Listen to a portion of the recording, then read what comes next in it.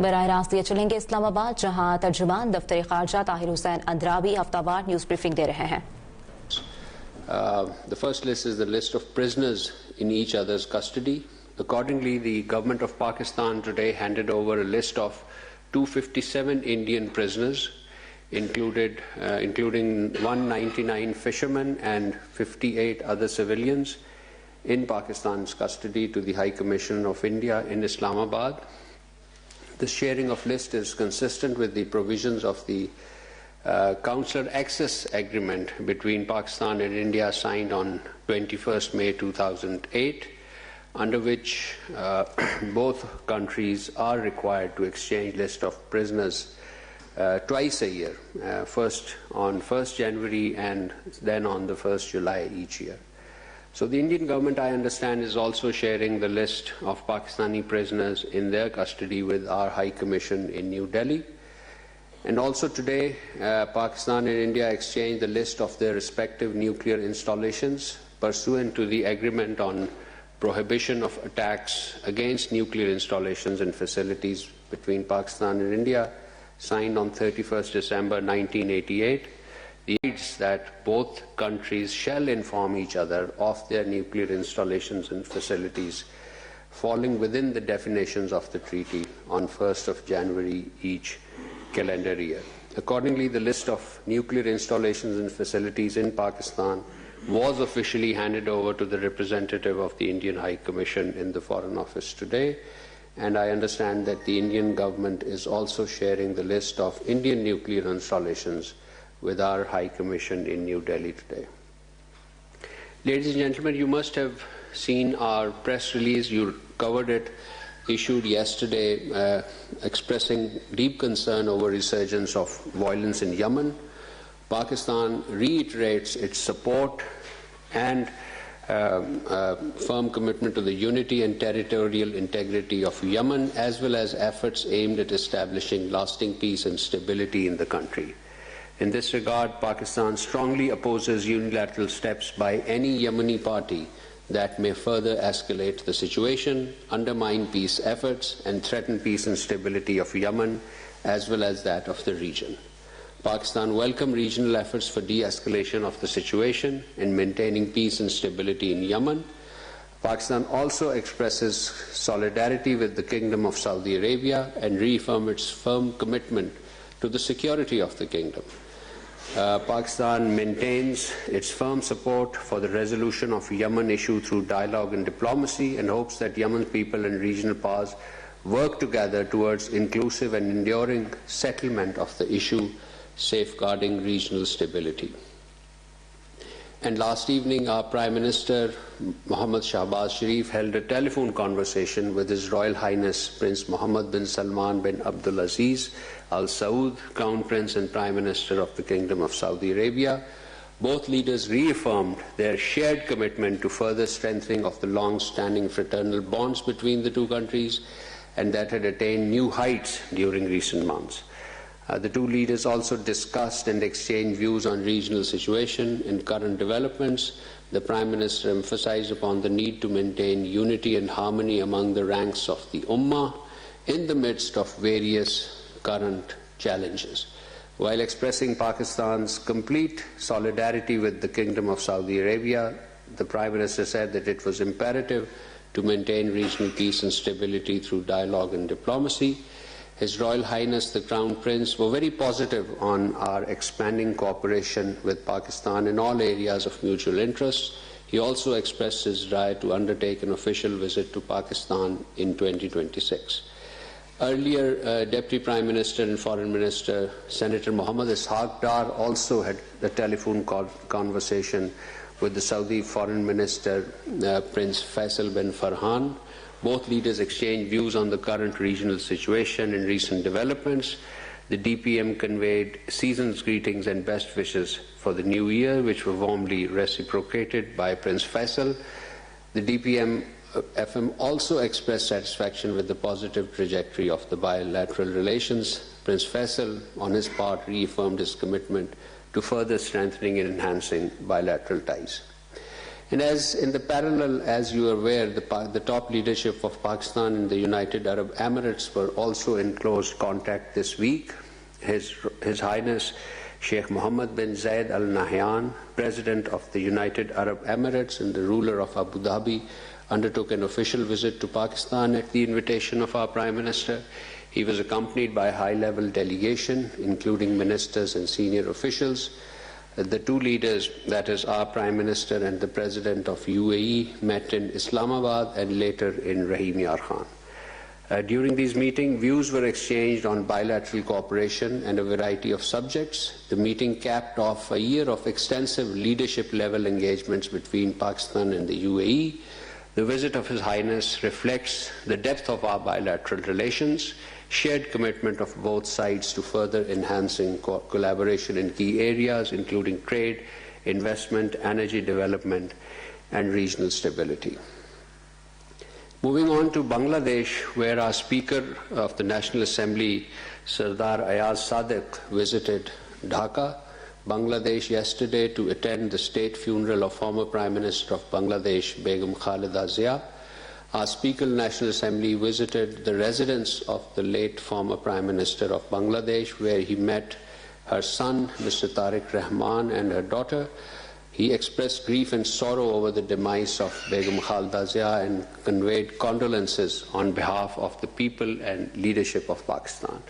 He noted the services of the late Prime Minister of Bangladesh for progress and prosperity and welfare of the brotherly people of Bangladesh, and she would always be remembered with respect in Pakistan. He also paid homage for her contribution towards strengthening the brotherly relations between Pakistan and Bangladesh. The visit reflects the honor and deep respect accorded to late Begum Khaleda Zia by the Prime Minister, the government, the Parliament, and the people of Pakistan, who regard her as a sincere friend. While in Dhaka, the Speaker of the National Assembly also met Bangladesh National Security Advisor, Mr. Khalilur Rahman, Advisor on Law and Justice, Mr. Asif Nazrul, and Acting Chairman of BNP, Mr. Tariq Rahman.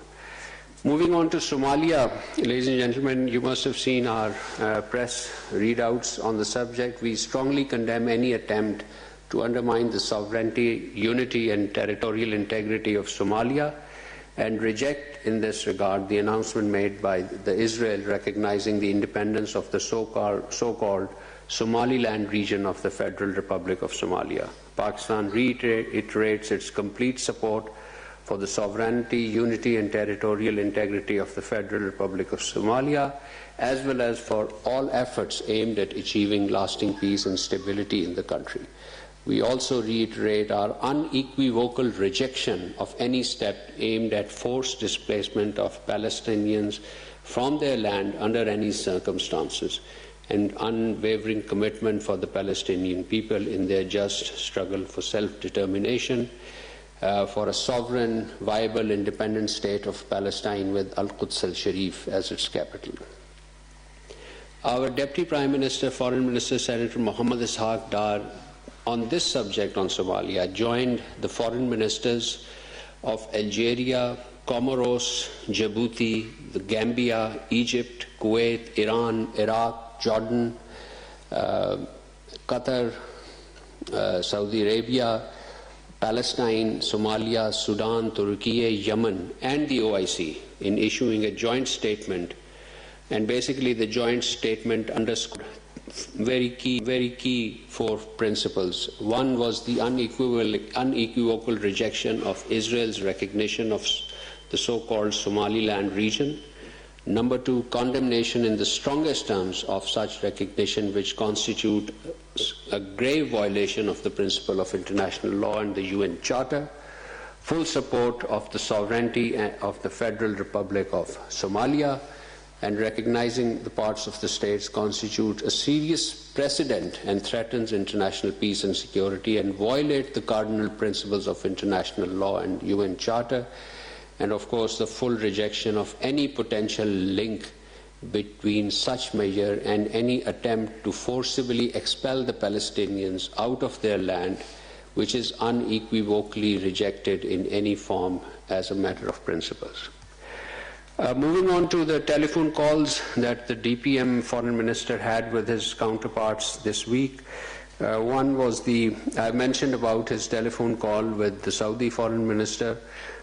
He also received a telephone call from the governor of Tabuk, Prince Fahad bin Sultan bin Abdulaziz.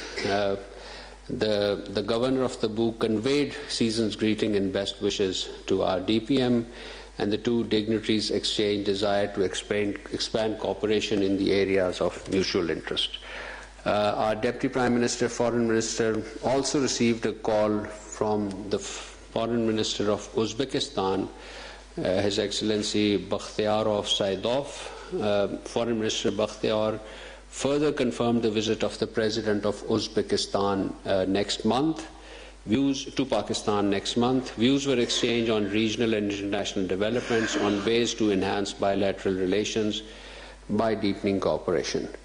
And our Foreign Minister also received a call from the Foreign Minister of Somalia, Mr. Abdusalam Abdali. The DPM reaffirmed Pakistan's full support for sovereignty of Somalia and condemned any action aimed at undermining it. The Somali Foreign Minister thanked our Deputy Prime Minister for standing by Somalia and for Pakistan's continued and sustained support. He also sought Pakistan's assistance in raising Somalia's concern in the United Nations Security Council, to which, as you know, Pakistan is the current member. And on his part, the DPM reaffirmed our full support.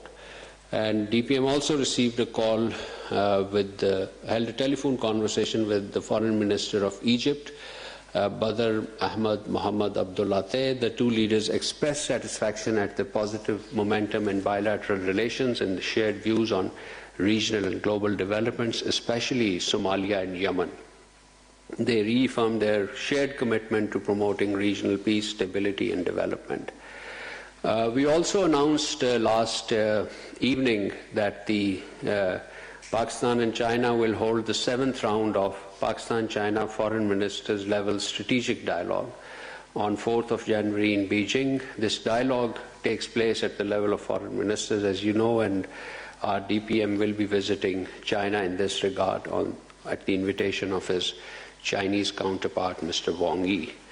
The Foreign Ministers' strategic dialogue is the highest consultative mechanism between Pakistan and China, providing a structured review of the entire spectrum of bilateral cooperation as well as regional and international developments of mutual interest. Finally, ladies and gentlemen, I have information to share. During the last briefing of the Foreign Minister on Saturday, a few colleagues had asked about the issue of stranded Pakistani nationals who are in Afghanistan there because of border closure. And we have to inform you that since the closure of our border, our embassy and consulate have consistently been in touch with the Pakistani nationals in Afghanistan, including students who have sought assistance for their repatriation. The mission is also in contact with Afghan authorities regarding their safety and well-being, and are coordinating with the relevant authority to ensure their safe return. As of now, this was as of today morning, 15 students and 291 individuals who were in contact with our embassy have safely returned to Pakistan, for which our embassy undertook requisite coordination with local authorities and offered necessary assistance. And a total of, you may note that a total of 1,199 Pakistanis approached our embassy in Kabul seeking assistance for their return. These include 549 students and 402 individuals, including those with the families, and out of those, as I said, 15 students and 291 individuals have already returned to Pakistan by air. I'll conclude at that and open the floor for question answers. Yes, sir.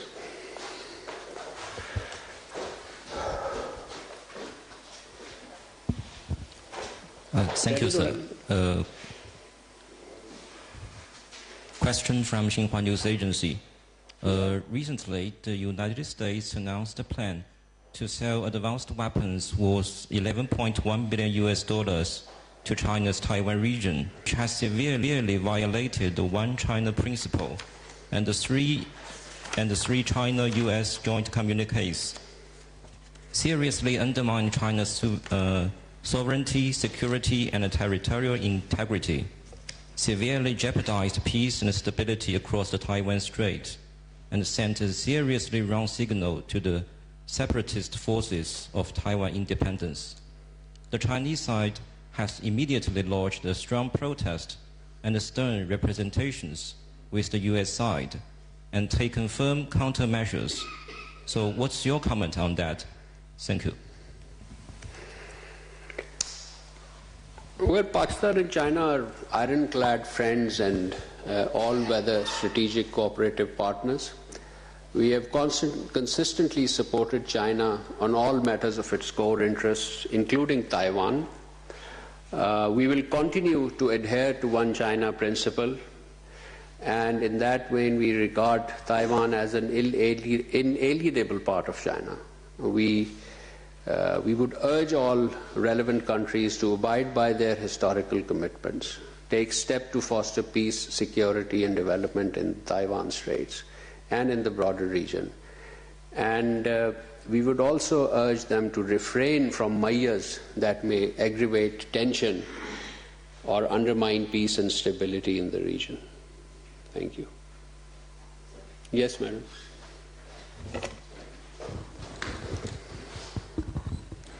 Thank you, sir. I am Namra Suhail from Pakistan Television. Sir, India has granted approval for Dulhasti Stage 2 hydropower project on Chenab River in IIOJK, which is a clear violation of Indus Water Treaty. So what do you have to say about this matter? Thank you. Yes, we have seen these media reports regarding Indian plans to construct Dulhasti Stage 2 hydroelectric project on the Chenab River. Obviously, these reports raise serious concerns, as no prior information or notification was shared with Pakistan with regard to this project. And sharing of this is mandated by the Indus Water Treaty of 1960. So such acts of commission and omission yet again exemplify a complete disregard of international law and of bilateral treaties.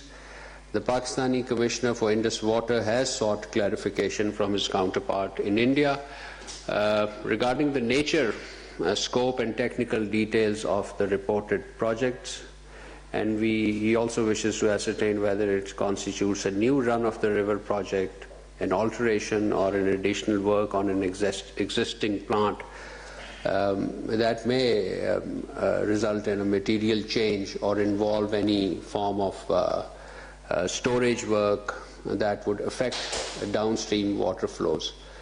As you know, under the Indus Water Treaty, India cannot misuse its restricted allowance for unilaterally building any hydroelectric projects on the western rivers.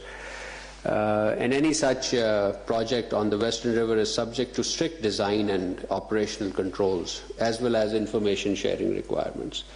So in the absence of formal communication from the Indian side, Pakistan is obviously unable to assess the project's conformity with the treaty provisions, and we therefore call upon India to urgently return to treaty compliance and respond to the queries raised by our Indus Water Commissioner in his latest as well as in his earlier communications about the project that you referred to and certain other projects. So Pakistan reiterates that Indus Water Treaty remains a binding international agreement. The decision by the Court of Arbitration in June and August 2025 have unequivocally endorsed the IWT's validity, and no unilateral decision or defiance can alter this reality.